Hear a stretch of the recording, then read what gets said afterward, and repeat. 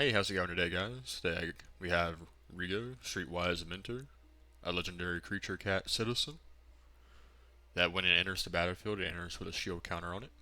Whenever you attack a player or planeswalker with one or more creatures, power 1 or less, you draw a card.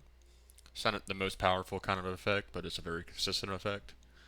So today's deck, we have a lot of 1 power creatures that take advantage of that and benefit, and then enchantments and other spells and sorceries that benefit from drawing cards, and we'll get into it. So, in our 1 drops, we have Battlefield Raptor, flying first strike bird, and I'm not going to spend too much time on them because a lot of these are basically the same thing. They're 1, 2, 3 mana drops that have either flying or a combination of flying and lifelink and a handful of other stuff. And then there's some just good, 1 power creatures like Speaker of the Heavens. Don't think we'll ever get a Angel out of him, but we might. But at the same time, it's a Vigilance lifelinker. We have Wizard's class that if we can get it up to level 3, that whenever we draw the card, we get to put a 1/1 counter on anything. So we can take some of these 1/1s that aren't doing too well later on in a game and make them better, make them stronger. We're just kind of a go fast deck too. We want to really stay ahead, just doing as much damage as we can before things start to flip towards our opponent's side. We have Fairy Seer, that when it comes in, we scry 2. Red Robbers, it's just a flying 1/1. Siren Storm Tamer can counter a target spell or ability that targets one of our creatures. Sacred Sanctuaries can give us some draw if they target our creatures with anything. And then in our 2 drops, we just, like I was saying, mostly just flyers and lifelinkers. Flying First Strike, Flying Lifelink, Flying. We have Fairy Vandal, that whenever we draw a second card each turn, we put a 1/1 counter on it. Ledger Shredder, that whenever we cast our second spell each turn, we convey. Heroic Intervention can protect us. Skycat Sovereignty, however you say it. Gets a +1/+1 for each other creature we control with flying. It can also make flyers. Watcher the Spears makes our flyers cheaper. And it gets bigger whenever a flying creature enters the field. Needlethorn Drake, flying Death Touch, 1/1 Drake. It's pretty good. A lot of people want to attack in just because it has Death Touch. Arcane Signet for a little bit of ramp. Heliod's Intervention gets rid of anything that we need to on our opponent's side of field when it comes to artifacts and enchantment. Finale of Devastation can grab one of our bigger creatures to close out a game. Hydroid can get us some more cards. Abiding Grace can take any of our 1 drops and put them back on the field for free. Teferi's Protection is, protects everything. Nothing. It's a free turn, or it gives us some breathing room. Unbreakable Formation gives all of our creatures indestructible. Welcoming Vampire can draw whenever a creature with power 2 or less enters the field, which is, of course, most of the deck. Ranger Captain can grab any of our 1 drops. Eagle can buff our whole team, pretty much. Skybinder can make it harder for our creatures or our opponent to target our creatures by making their spells cost 2 more to cast. Broker's Ascendancy can put a 1/1 counter on everything at the end of each turn, and it can also put a counter on our planeswalkers, making it a bit quicker to get to their minus abilities. Endless Detour is some removal. Chromatic Lantern fixes our lands. Teferi's Ageless Insight makes us draw more cards. Gem Razors that get a mutate card, get rid of an enchantment and make one of our 1 drops bigger. Guardian Project, more draw. Toski, more draw. Johnny gives our creatures vigilance and give us life, and also buff the team, give us more loyalty counters on our other planeswalkers. Granted, we're not really running many of them, we're just running 2, but I think the vigilance effect is pretty nice. Rebel Rousing can give us a ton of creatures, or a ton of 1/1s at it too. Elspeth can put 1/1 counters on our creatures and give them a choice of anything they don't already have. Can also -3 to take a free mana value 3 or less card from among the top of our library and put it on the field. If we can ever get to 7 with her, we can minus it to create 5 3/3 White Angel tokens, but I don't know if that's as beneficial as her +1 and -3, and I don't think I've ever gotten to it yet.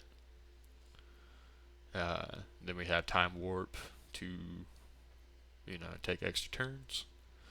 Gale Force is part of the reason why I chose a lot of flyers. Whenever 3 or more creatures you control with flying attack, each player gains control of a target non-land permanent of my choice, controlled by the player to the right. It basically means I get to swap permanent with my opponent. I can give him one of my crappy 1/1s and 1 mana creatures in exchange for anything on their field. Dusk and Dawn is good. It destroys all creatures with power 3 or greater. We're not really running any creatures that have power 3 or more. And Dawn can return all of our creatures with power 2 or less from the graveyard to our hand, which is pretty much all of our creatures. River's Rebuke can open up the field for a one-sided attack. Dream Trawler can get big benefits from us drawing cards. Approach of the Second Sun's in here just in case you needed like an alternative win con if some matches are taking too long. Like say some matches we're not drawing into our cards that pump our team, and our flying 1/1s aren't able to get over our opponent. This can be another way to kind of win the game. Ellis Norn can buff our whole team and debuff our opponent's team, opening up for attacks and getting rid of some smaller creatures on our opponent's side of the field. Aldrin's Epiphany takes more turn, also can create 2 1/1s. Coma, it's a hard creature to get rid of. They don't get rid of it almost immediately. So it's nice, sticks around, does a lot. Great Hinge is just, more mana, more draw, gains us life too. It's not going to get too cheap given our creatures' powers, but it can still be beneficial just sort of like everything else. And Creator Hoof Behemoth just to close out a match, and it's also probably one of the better Finale of Devastation cards that you can search for. Then in lands, we just have our standard, Cave of the Frost Giant, Hall of the Storm Giants. We have our plains, castles, and then our dual lands. And we also have the new Triome. But so that's the deck. We're going to get into a few matches and just see how this plays out.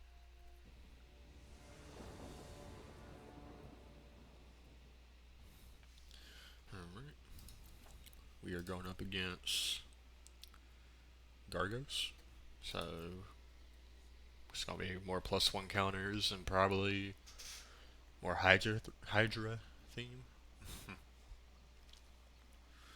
I think we keep this. We got our land that we need. And we got pretty good 2-drop flyer.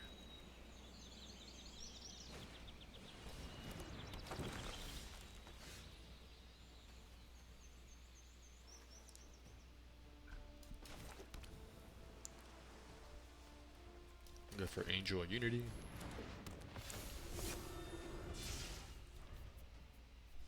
Next turn we can go for our commander.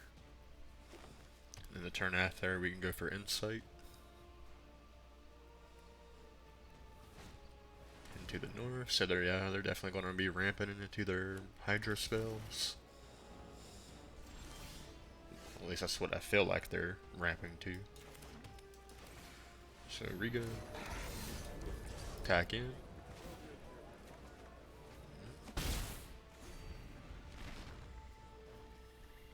We can play this down on a green next turn. Go for insight. We have Swords to Plowshare to get rid of anything they might summon. So they're going to keep ramping.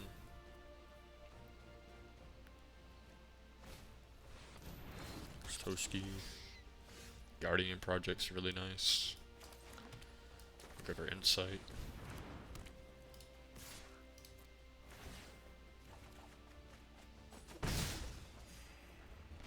We will discard. I think we discard Skybounder. Next turn we can go for, depending on what they do, we might need a Swords to Plowshares to Commander. I feel like that's what's coming out next. Yep. That's fine. Probably another Hydra to come with it. We can go for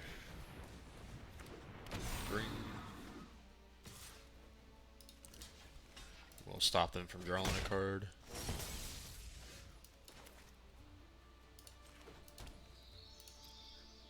Let's see how we want to do this.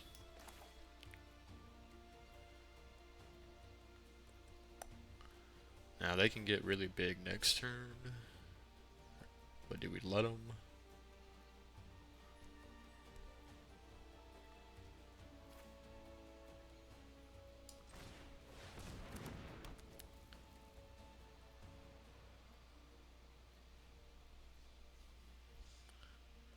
Let's see.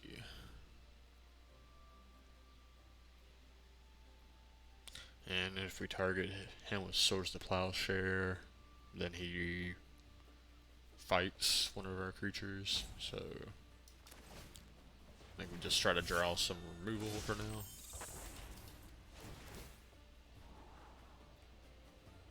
And get our own Toska. I think we're good on them right now. We need something to get rid of their creatures.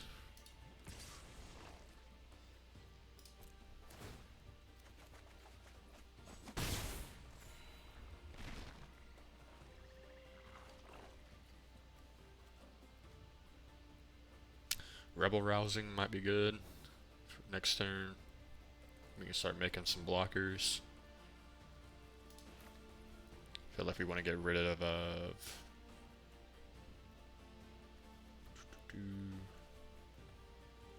feel like we're not going to really be using Grace. Chromatic Lantern. It's probably what we should get rid of though.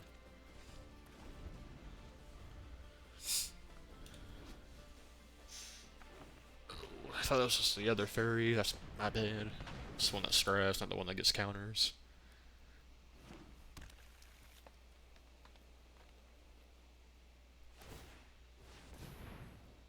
That's fine.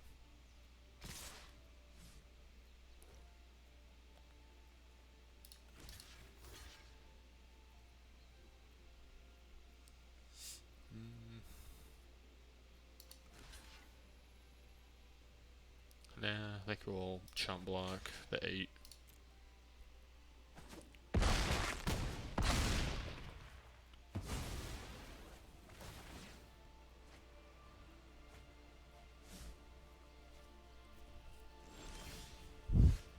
Fatal Passage.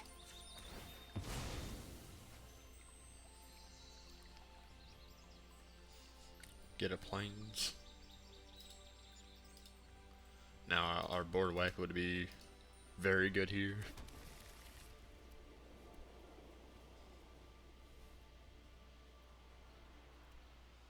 They have so much mana that I don't even see any point in getting rid of their commander right now.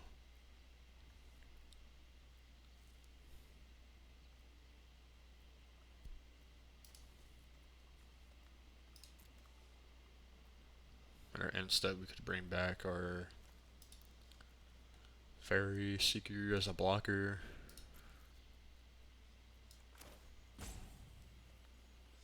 Yeah, I think we go for Welcoming Vampire into Abiding Grace. We'll draw a couple more cards.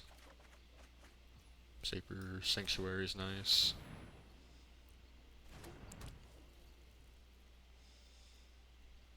And yeah, I think we'll keep attacking for now.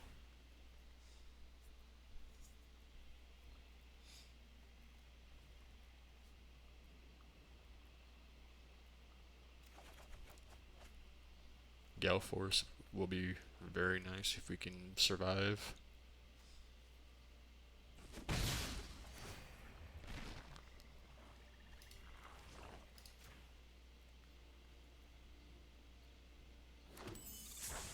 Alright, we're gonna draw some cards.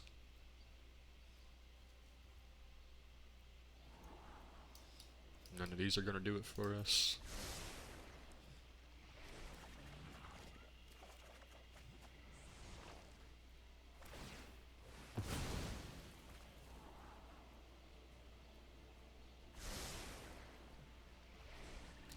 We will get rid of our 2 lands. Oh, we need to get rid of 6 cards. I think we got plenty of draw. I feel like Rabble Rousing still might be pretty good.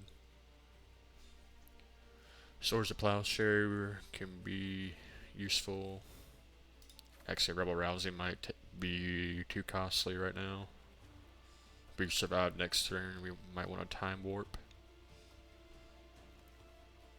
We can put something like that. This also gives us more creatures to bring back with Abiding Grace too.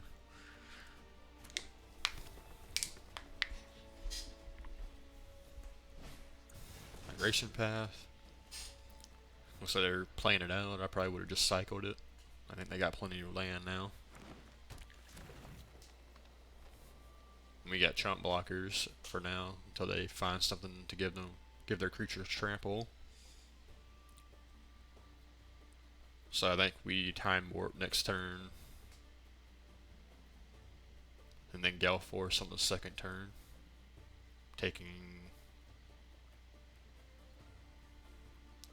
We'll probably take their Gargos.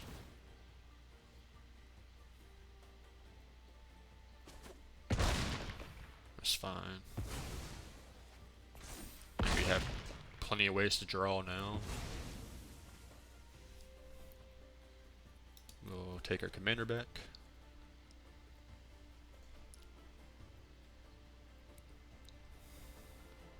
The opponent might be overcommitting the board right now.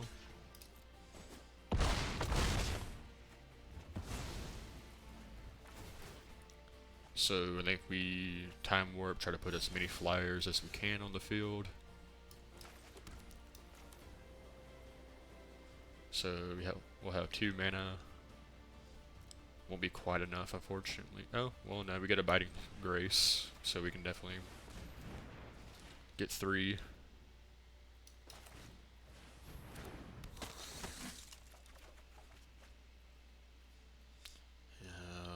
Swing in, gain a little bit of life. Turn one of our other 1/1s. We'll bring back Killer Hawk.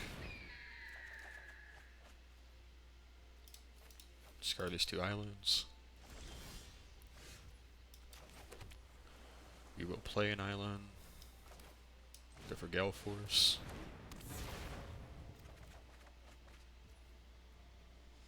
Then we will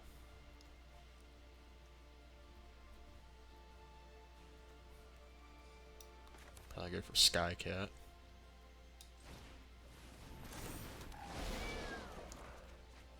Just want to go wide right now.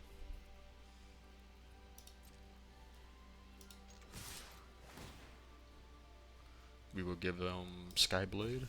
We will take their commander.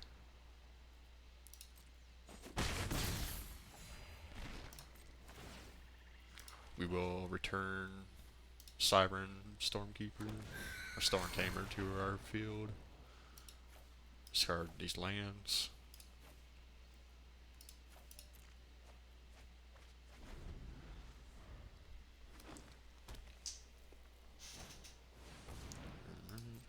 Eli, Island. They can start searching their deck for creatures.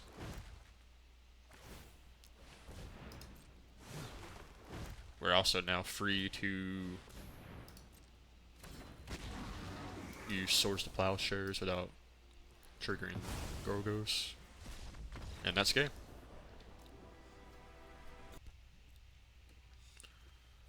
Alright. We are going up against Falco. I would say this is a fine hand. We could scry this turn.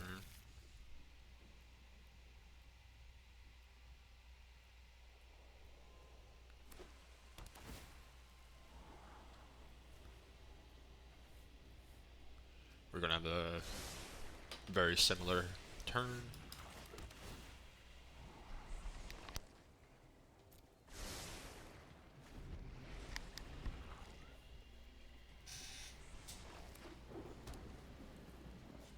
I think we go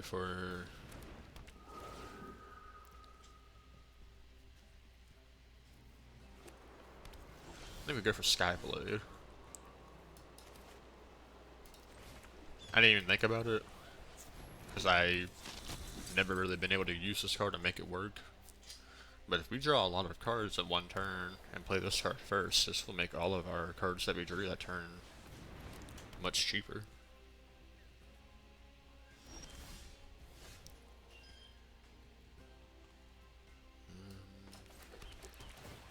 Fortunately, we didn't get an untap. We don't need more scry lands this time. Go for Angel.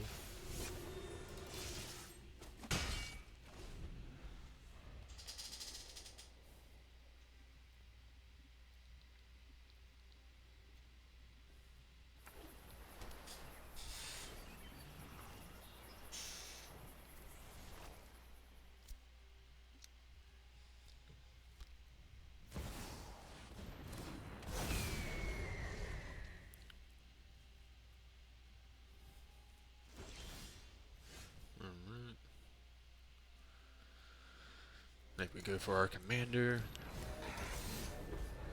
I think we have to swing in, see if we get a land. Alright, we do.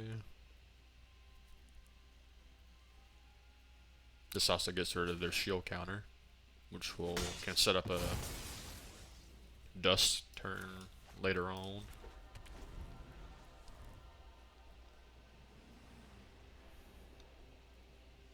I think next turn we go for brokers.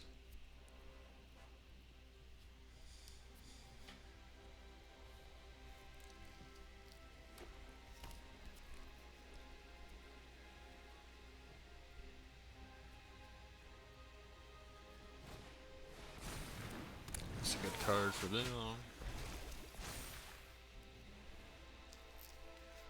Might need to Dusk next turn. River's Rebuke is very nice. If we Dust now, the Proliferate won't do anything for them, and we still get to draw. So we'll do that.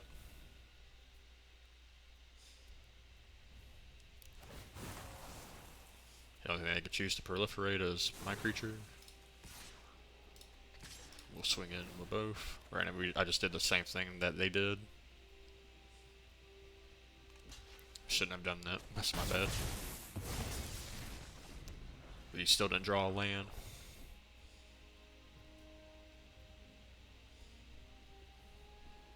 No, with River's Rebuke. They commit to their land again. Or not to their land, but to their field. That's gonna be a very big swing back. Swing in with this. Now our creatures are going to start getting a little bit bigger.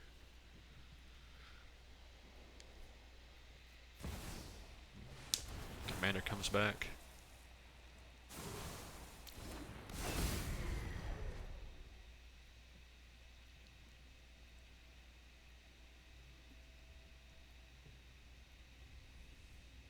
I want to say Reverse Rebuke, even if we get a land next turn. Right now, I think I just want to keep making our board as big as we can. So I think we go Hydroid for 3.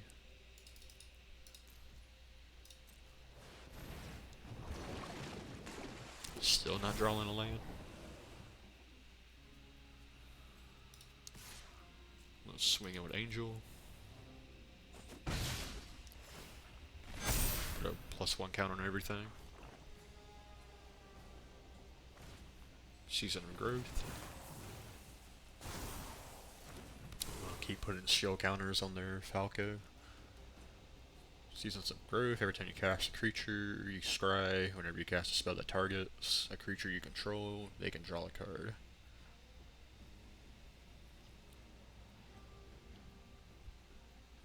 If anything, we can keep going wide, and then we can bounce other stuff the turn after. We might play the Great Hinge next turn, honestly. That way we have the mana to do it.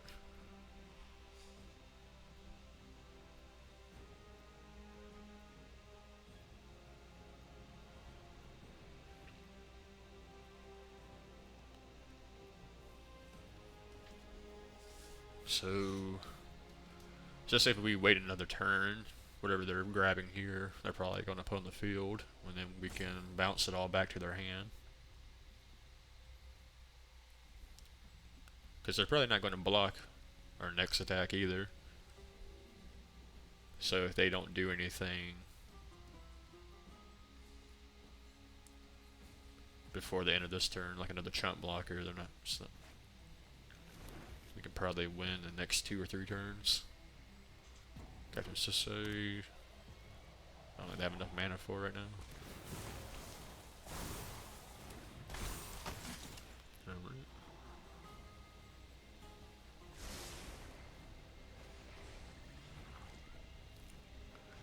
I think we swing in with everything.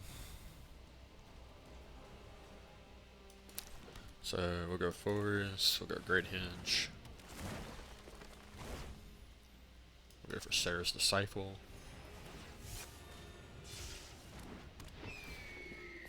Drop a card.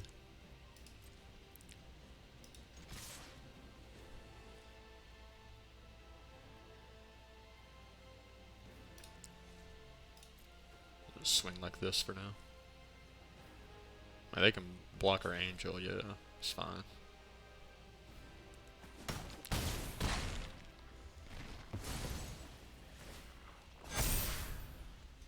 Alright. I feel like this is going to be a turn that they go wide, which is going to be good when we bounce it all back to their hand, because then we'll be able to swing for the win. Celestis ain't gonna do it.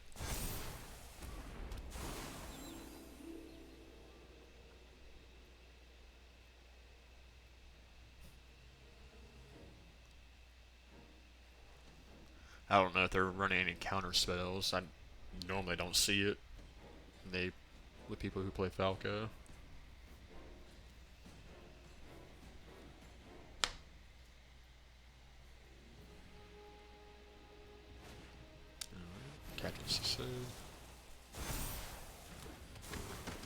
This also be good just because they might search for some kind of answer next turn if we don't bounce everything our next turn. Oh yeah.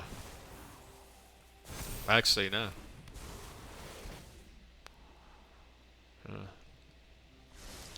We could bounce other enchantments and Scylla, but we can't. Need a way to get rid.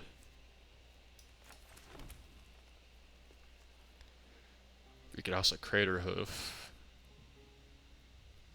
Crater Hoof enters. Creatures you control gain trample and +X/+X until the end of the turn where X is the creatures we control. So that would be 5. So that would be 8, 10, 9, 10. That's probably enough to do it too. So we'll Crater Hoof.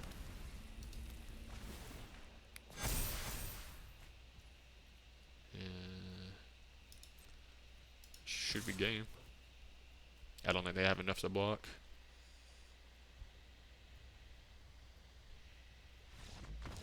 Yep. And that's why Crater Hoof is a good target for Finale of Devastation too.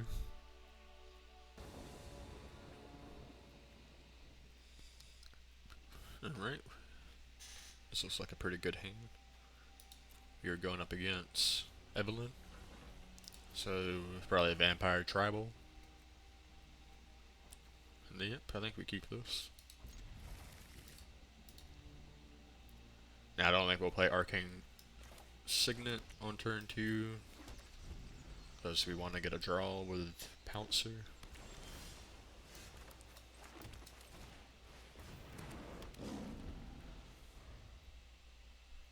We'll put this on blue next turn.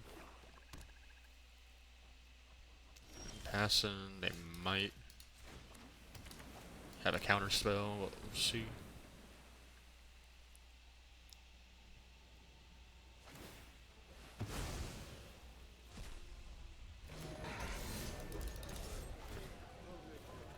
Alright, we draw a card.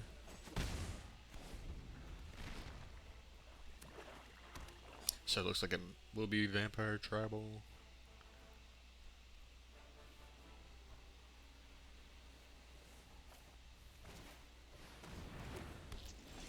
Looks like now they're gonna ramp. Can we, how much does this cost?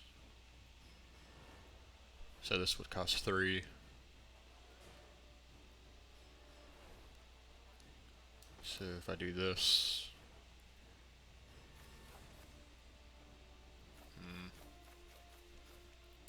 yeah, I feel like we should just hold on to it for now. Actually, nah, we'll go ahead and play it out. I don't think they're gonna block. Watchers of Spears will be nice next turn. We have 5 mana here. Finale of Devastation. We need to be able to pay 10 total.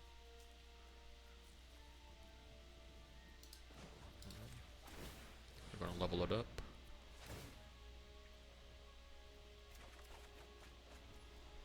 Alright, we did not get a land. So, go for Watcher.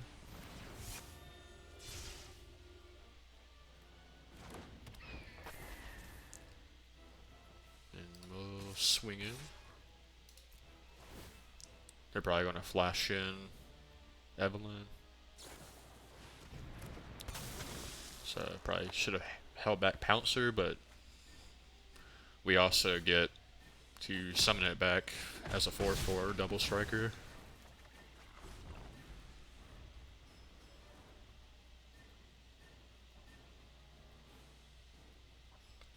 Dusk won't hit Evelyn either. What else do they got? They got Mox Ember, Chaplain. So they can play out Mox Ember, have quite a bit of mana. We need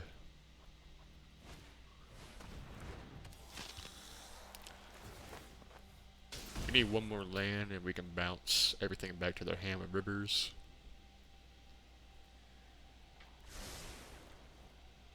So if we don't draw land now, I'll swing in with Angel. Yeah. Yeah, Rivers will be very nice. Oh, here's our land. Bounce everything back to their hand.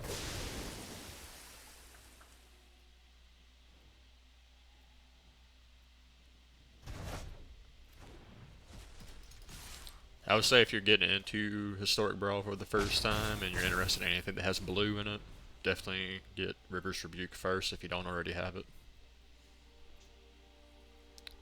Because I just reset their whole board for essentially nothing. It's basically a one-sided board wipe in a way.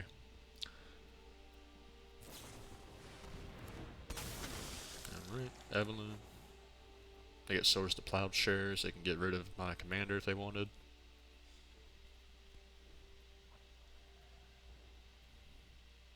Evelyn's a fun card. Just essentially you can cast the spells on during your opponent's turn still. It also makes you not want to use Finale yet because of that. So we'll go for Siren Stormcaller as a counter.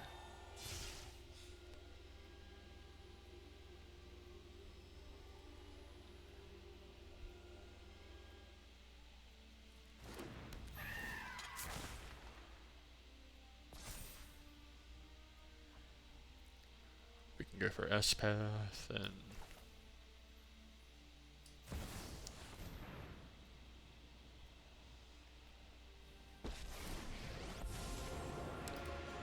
Every job let's is see an what else opportunity do we to learn got. more about this city. They don't really have anything board wipey, so make it -3.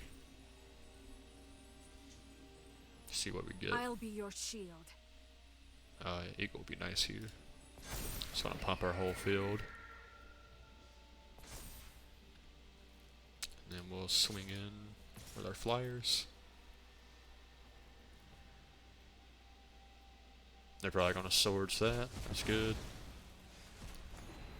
I'd rather them hit that than Rigo right now. So we have 1, 2, 3, 6, 7. If we can get another land, that's 8.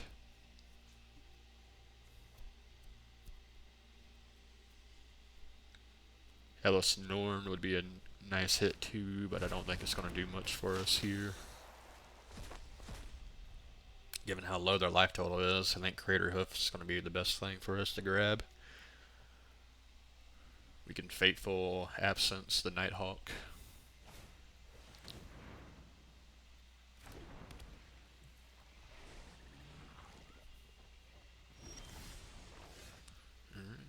Angel's Insight's a good card. Get rid of the Nighthawk. We'll make Rigo a flyer. Show him what you got. And we'll swing in. I actually might be game. No, they're down to 3.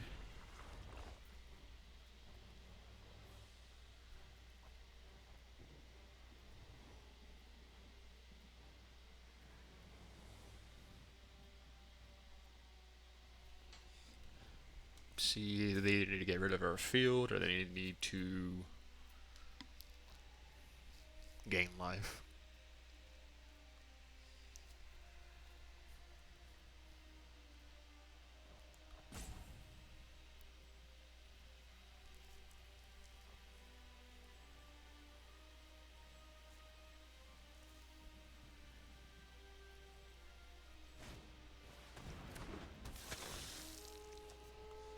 Like Interloper can block. Yeah. Seems like they might not have an answer. Now they could have purchased a second sun for 7 and gained 7 life at least. I don't know if that would have saved them, probably not, but you know, it could have been something. They got a blocker. Still not going to be enough though. Nice game. Alright guys, so that's the deck. You can see Rigo's a very consistent commander. I really enjoy commanders that actually do something and they're not just big bodies, or they're just, you know, they come on the field and they do one thing and that's it. Commanders that you can build a whole deck around, I enjoy a lot.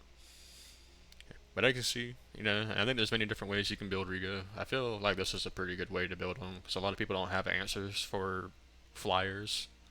I mean, you can board wipe them, you can target them like anything else, but you can't really block them if you don't have flyers yourself. So if the opponent isn't running anything that has reach or a way to get rid of them, you can kind of just keep getting free value out of them.